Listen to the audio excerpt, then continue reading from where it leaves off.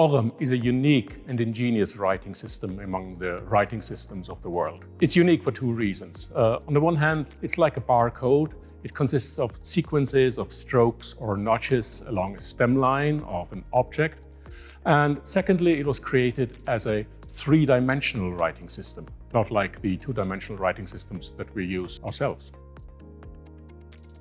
The Ogham script was probably invented in the 4th century AD. We are not completely sure about the time and also not completely sure about the place. It's certainly in an Irish context, perhaps in the Irish colonies or in Britain, but most likely probably in the south of Ireland somewhere, where we also find most of the inscriptions later on.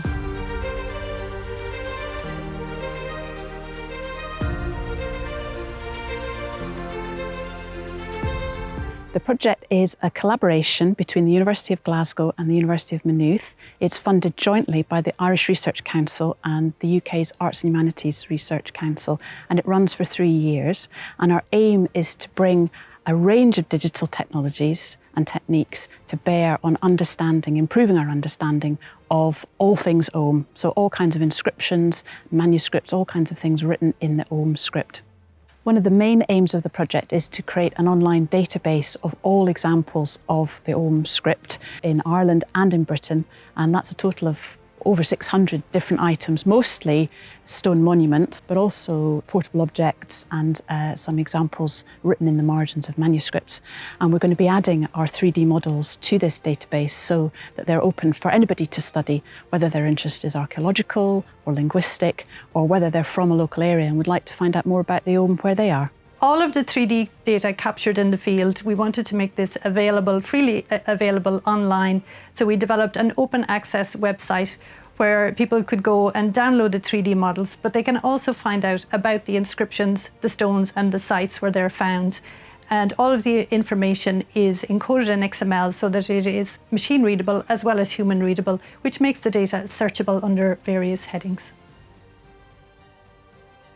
So what I'm doing here today is I am 3D recording this Ogham stone here, and I'm using photogrammetry. That involves taking lots and lots of photographs. So I've probably taken about 350 photographs of this stone today from all different angles. And as you put those photographs through the software, it will look for features that each of those photos have in common, and it will derive the geometry from that.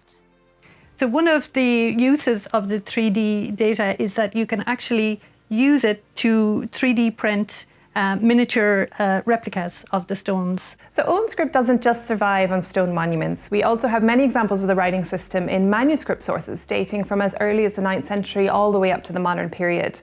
So Ogham script, as well as various ciphers derived from it, continued to be used and discussed in manuscripts of the modern period, mostly in the context of work by antiquarians who sought to explore and document not only the survival of stone monuments with Ogham inscriptions, but also the use of the script in medieval written sources. Ogham never died out as a writing system, but it was always remembered and passed on. And therefore, unlike other ancient writing systems, it never had to be deciphered by modern researchers. And even in the modern period, even today, it is still being used for sometimes for ornamental purposes or for art installations. We hope that the Ogham project creates new interest in the Ogham script and that it keeps a tradition alive that has been important for this island for more than 1,500 years.